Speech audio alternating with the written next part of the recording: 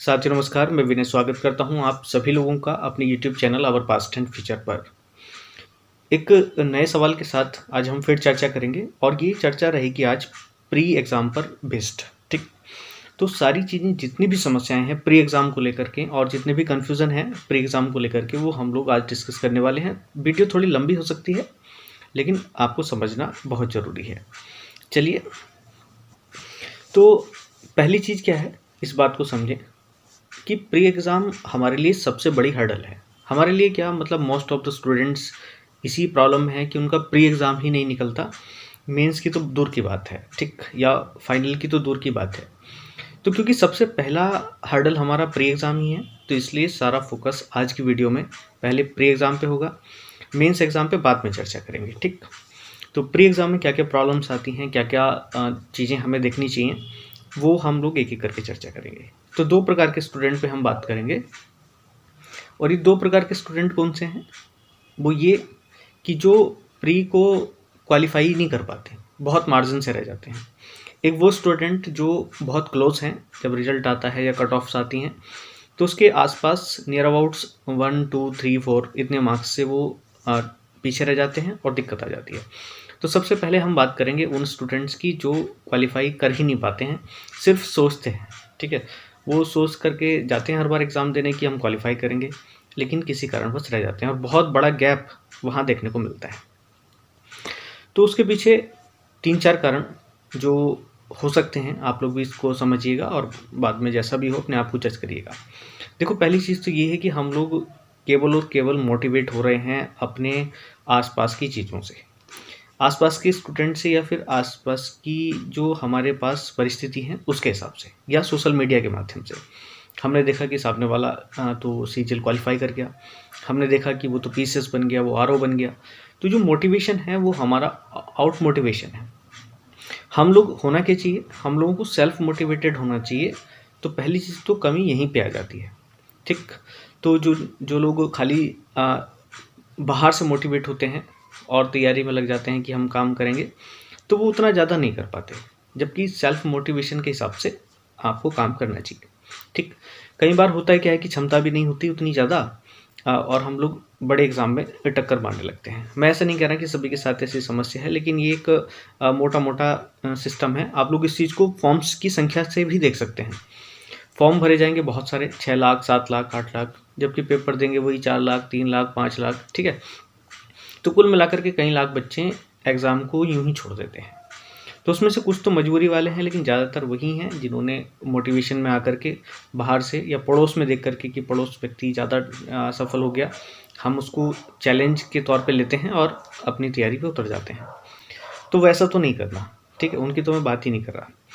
अब समस्या क्या आती है कि जो लोग तैयारी कर रहे हैं, तो उनके पास 2 समस्याएँ आती हैं। एक तो पहला ये है कि हमारे पास मैटर या जो हम तैयारी कर रहे हैं, प्रिपरेशन कर रहे हैं, वो कंप्लीट नहीं है, ठीक? कंप्लीट कैसे नहीं है?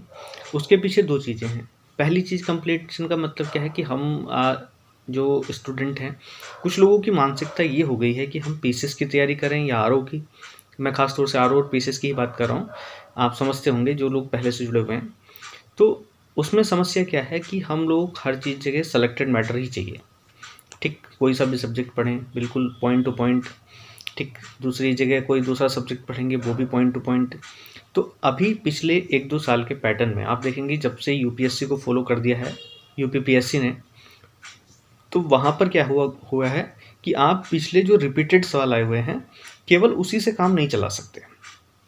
केवल वो पढ़ करके आप काम नहीं कर सकते, बुक्स आपको पढ़नी पड़ेंगी और हो सकता है मोटी-मोटी बुक्स पढ़नी पड़े। एक-एक सवाल के लिए आपको बुक पढ़नी पड़ सकती है। तो सेलेक्टेड पॉइंट को छोड़िएगा। स्ट्रेटजी मैं पहले ही बता चुका हूँ, लास्ट में भी एक छोटा-सा स्ट्रेटजी का मैं बता दूँगा, ठीक है? ऐसे ही होता है, बाकी आप अपनी समझदारी से, बुद्धिमानी से जैसा करना चाहें वैसे कर लें, ठीक है? मैंने बताया था कि प्रिपरेशन आपकी 2 पार्ट्स में होनी चाहिए, नोटिफ़िकेशन से पहले, नोटिफ़िकेशन के बाद। मैं इस चीज़ को बार-बार रिपीट कर रहा हूँ, बाकी आप लोग ध्यान रखें। नोटिफ़िकेशन से पहले आपका सारा सिलेबस पूरा हो जाना चाहिए। वहाँ केवल आपको स्टडी करनी है। जितना मैटर पढ़ सकते हैं पढ़ डालिएगा। कोर्स अपना पूरा कर लीजिएगा। नोटिफ़िकेशन आने के बाद आपके पास सिर्फ टॉपिक वाइज़ स्टडी होनी चाहिए या फिर प्रैक्टिस होनी चाहिए, ठीक? और डेटा कलेक्शन अपने आप होना शुरू हो जाएगा। पहले सिर्फ थ्योरी पढ़िएगा, डेटा कलेक्शन के चक्कर में पढ़िएगा आप नोटिफिकेशन के बाद। ठीक, बहुत छोटे नोट्स आप कवर कर सकते हैं बड़े आराम से। 2 से 3 महीने का टाइम बिल्कुल मिलता है आप लोगों के लिए। पूरे दिन आप प्रैक्टिस सेट भी नहीं लगा सकते हैं, इसलिए डेटा कलेक्शन प्लस प्रैक्टिस ये काम आप नोटिफिकेशन के बाद करें और नोटिफिकेशन से पहले स्टडी करें। तो पहली चीज़ मैंने बताई कि हमारे पास मटेरियल कम पड़ जाता है, कारण यही है क्योंकि सवाल पूछे जाते हैं वहाँ से जहाँ तक हम पहुँचे नहीं हैं, क्योंकि हमने सेलेक्टेड मैटर चूज़ किया, हमने पढ़ाई उतना जितना रिक्वायर्ड था। ठीक है, अब एक बात चीज़ सोच करके देखिएगा, जैसे हम लोग क्या करते हैं कि हम नोट्स पढ़ते हैं किसी के लेकर के, बहुत सारे ऐसे हैं कि जो खाली नोट्स पढ़ते हैं। मैं ये नहीं कह रहा कि नोट्स पढ़ना बुरी बात है, लेकिन केवल और केवल नोट्स पढ़ना ये बहुत गलत बात है। ठीक है, तो केवल और केवल नोट्स नहीं पढ़ने हैं, आपको आगे की डिटेल भी चाहिए ताकि आपका मैटर कम ना पड़ जाए। ठीक, तो सवाल वो अगर थ्योरेटिकल पूछेगा तो वो किसी भी नोट से या किसी भी वन लाइनर स्टडी से आपका कवर नहीं हो सकता। ठीक है, तो अभी पिछले 2-3 सालों का ट्रेंड यही रहा है कि आपको बुक्स एक बार पढ़ लेनी चाहिए, जितनी जल्दी हो सकता है उतनी जल्दी आप काम कर लें। ठीक, दूसरी चीज़, हम एक मैटर कमी होने की हमारी कारण ये भी है।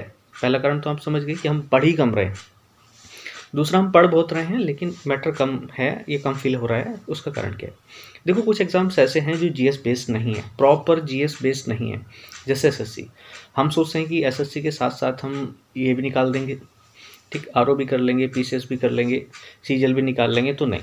ठीक है, सीजीएल का मामला अलग है, यहाँ पे मामला अलग है। ठीक, यूपी ट्रिपल एससी आप ग्रुप सीडी पढ़ेंगे तो वन लाइनर आप पढ़ करके भी काम कर जाएंगे, लेकिन यहाँ पर ऐसा नहीं है। तो आप समझते हैं कि, या जो भी लोग समझते हैं कुछ ऐसा, तो वो इस चीज़ को थोड़ा सा क्लियर कर लें अभी से कि वन डायरेक्शन बनाएं, या तो स्टेट गवर्नमेंट की तरफ यानी कि सिविल सर्विसेज की तरफ, या फिर जो अदर एग्ज़ाम्स हैं वो। देखो, प्रॉब्लम है तो अलग बात है कि आपको जॉब चाहिए तो आप मिलती जुलती रख सकते हैं। जैसे यूपी पीएससी के साथ आप यूपी ट्रिपल एससी को चूज़ कर सकते हैं, हालांकि मामला ख़राब है, या किसी भी स्टेट भर्ती को। लेकिन अगर आप इनके साथ कोई बड़ी जैसे सीजीएल हो गया या सीएचएसएल, जो बिल्कुल सिलेबस अलग है जिसका, वो रखेंगे तो दिक्कत हो जाने वाली है। ठीक, रास्ते अपने हैं, चूज़ आप कर सकते हैं, कोई दिक्कत नहीं है। तीसरी बात यही है, अभी कुछ समय पहले तक होता क्या था कि प्रीवियस ईयर के सवालों को ही हम लोग लगातार रटते थे। ठीक, और वहीं से काम हो जाता था, थोड़ा बहुत नया पढ़ा और बाकी काम हो गया। लेकिन अब ऐसा नहीं हो रहा। पिछली बार का आरओ का पेपर आप देखें प्री का, तो इतना डिफरेंट मामला है कि आप लोग सोच ही नहीं सकते। ठीक, जिन लोगों ने परीक्षा नहीं दी है उनको नहीं पता होगा, लेकिन बहुत ज़्यादा डिफरेंट मामला हो गया था। जिन्होंने बुक्स नहीं पढ़ी हैं वो आउट ही समझिएगा इस बार देखने को मिले। ठीक, मेरी बात समझ में आ गई होंगी। तो तीनों चीज़ों को आप कवर करिएगा, बाकी आपकी इच्छा है।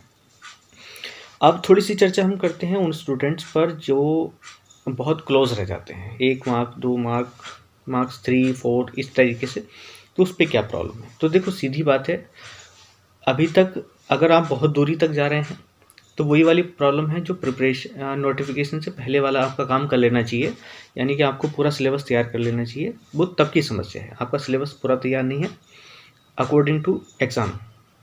पीसीएस के लिए जितना आवश्यक है वो आपने नोटिफिकेशन से पहले नहीं पढ़ा, इसलिए आप बहुत मार्जिन से रह जा रहे हैं। लेकिन अगर नोटिफिकेशन के बाद आपकी स्ट्रेटजी सही नहीं है, ठीक, यानी कि उन 2-3 महीनों की स्ट्रेटजी सही नहीं है, तो आपका 1 मार्क 2 मार्क्स 3 मार्क्स 4 मार्क्स इतने से जो आपका सिलेक्शन है वो रह जाने वाला है। और होता ही है, हमने भी झेला इस चीज़ को, मैंने क्या, बहुत सारे लोगों ने झेला इस चीज़ को। तो इसलिए आपको जो असली प्रिपरेशन है, प्रिपरेशन के बाद की प्रिपरेशन, यानी कि जिसे हम प्रैक्टिस बोलते हैं, वो बहुत ज़्यादा स्ट्रॉन्ग होनी चाहिए। जैसे अब मैं इसमें क्या क्या समस्या आती हैं। पहली चीज़, आपने प्रैक्टिस सेट प्रॉपर नहीं लगाए हैं, मॉक टेस्ट प्रॉपर नहीं दिए हैं। आपको लगा अपनी पिछली तैयारी से कि हम लोग बिना प्रैक्टिस सेट लगाए ही काम कर जाएंगे, ऐसा कुछ दिमाग में है। ठीक है, तो ऐसा कुछ दिमाग में नहीं रखना। आपकी तैयारी चाहे जितनी स्ट्रॉन्ग हो गई हो, जितनी बढ़िया हो गई हो, फिर भी आपको मॉक्स लगाने हैं। ठीक है, कम लगा लीजिएगा, ये नहीं है कि आप 35-40 इतने ही लगाएं, आप 10-20 जितने भी लगा सकते हैं उतने लगा लीजिएगा, आपका काम जरूर हो जाएगा। ठीक है, दूसरा वही बात है, आप पूरे रिकॉलिंग के चक्कर में लग गए। वो 2-3 महीने जो बचते हैं आफ्टर नोटिफिकेशन, तो हम क्या करते हैं उसमें रिवीजन करते हैं। बिल्कुल सही बात है, रिवीजन करना चाहिए, लेकिन रिवीजन किस चीज़ का? क्या पूरे सिलेबस का हमें रिवीजन करना चाहिए ओवरऑल? तो वो तो एक प्रॉब्लमेटिक बात होगी। आप डेटा का रिवीजन करिएगा, ठीक है, थ्योरी पढ़िएगा पहले, और ये टाइम रखिएगा सिर्फ डेटा कलेक्शन के लिए और प्रैक्टिस के लिए। तो मैं आपको यही बात यहाँ पे बार बार बता रहा हूँ, प्रैक्टिस अच्छे इंस्टीट्यूट के नोट्स उससे करिएगा, प्रैक्टिस सेट से, ठीक है। किसी घिसे-पिटे नॉर्मल नहीं ले सकते, या तो आपने वो सेट ही ख़राब लगाए हैं वो, ठीक है, प्रैक्टिस सेट नहीं लगाए हैं वो, या फिर पिछला ही रिवीजन किया है बस। तो कुछ लोग पूछते हैं बार बार वीडियोज़ में कि क्या घटना चक्र हम पढ़ लें तो उससे काम हो जाएगा। तो घटना चक्र का जो प्रीवियस ईयर वाला सेक्शन है, ठीक है, वैसे तो आपने देखा होगा कि तो वो अगर हम पढ़ें, उसी से सवाल लगाते रहें आए हुए, तो उससे काम खाली नहीं होने वाला। पैटर्न बदला है, चीज़ें बदली हैं, तो बहुत सारी चेंजेस देखने को आपको मिलेंगे, ठीक है। तो मैं इस चीज़ पर आपको अपनी तरफ से बता सकता हूँ। अब समस्या ये है कि दोनों चीज़ें बात हो गई, अब दोनों चीज़ों पे आप अच्छे से काम करेंगे तो वर्क हो जाएगा। ये चीज़ बाद में बताने का कोई फ़ायदा नहीं है, अभी बताने का फ़ायदा था, इसी वजह से मैंने आप लोगों को ये चीज़ें अभी बता दी हैं। अब बात करते हैं टारगेट की। तो देखो, टारगेट एक कम मार्क्स आने का रीज़न ये भी है, मतलब आप इसको उन बच्चों के लिए ले सकते हैं जो 1 या 2 या 3 नंबर से रहते हैं, उन्हीं के साथ इसको अटैच कर सकते हैं। कम मार्क आने का मतलब ये कि हम देखते हैं cut off, previous year cut off देखी और वो अपने टारगेट सेट कर लिया। मैं ये नहीं कह रहा कि सारे लोग ऐसा करते हैं, मगर ज़्यादातर ऐसा करते हैं। ख़ास तौर से जो अदर क्लासेस के लोग हैं, जैसे ओबीसी हैं, तो वो अपनी ही कट ऑफ देखेंगे कि पिछली बार ओबीसी की इतनी कट ऑफ गई थी। एससी वाले अपनी कट ऑफ देखेंगे कि एससी की कट ऑफ पिछली बार इतनी गई थी, तो आपको इतना चाहिए। एसटी ऐसी, और जनरल वाले तो हैं ही जनरल, यूआर कैटेगरी से, आप समझ सकते हैं। तो मैं आपसे ये कहता हूँ कि देखो, कट ऑफ आप अपनी कैटेगरी की मत देखिए, सीधे सीधे टारगेट बनाए, यूआर कट ऑफ +10, ठीक, कम से कम। वैसे तो आरओ की परीक्षा है, सब एग्जाम परीक्षाओं का अलग अलग खेल है। आरओ की परीक्षा है, इसलिए मैं आपको बता रहा हूँ कि यहाँ तो कट ऑफ प्लस जितना भी हो जाए, कहने का मतलब ये है, क्योंकि आपको यही पैटर्न फिर मेंस में देखने को मिलेगा। तो यहाँ पर तो 1-2 मार्क्स का कोई चक्कर ही नहीं है, जितनी अच्छे से तैयारी कर लेंगे प्री की, उतनी अच्छी तैयारी हो जाएगी मेंस की। तो इसलिए प्री एग्ज़ाम की तैयारी को आपको हल्के में नहीं लेना है, जितने स्ट्रॉन्ग तरीके से आप ले सकते हैं उतने अच्छे तरीके से आप तैयारी को करिएगा। मैं लास्ट में फिर एक बार रिपीट कर दे रहा हूँ, तैयारी को 2 हिस्सों में, नोटिफिकेशन से पहले पूरा स्टडी, और लास्ट में नोटिफिकेशन के बाद जो 2-3 महीने बचते हैं, practice set plus data collection, ये आपको करना है। इसको करके देखिएगा, और जैसे भी आगे चीज़ें होती रहेंगी मैं आप लोगों के साथ शेयर करता रहूँगा। आप लोग बस इसमें बने रहिएगा और जुड़े रहिएगा।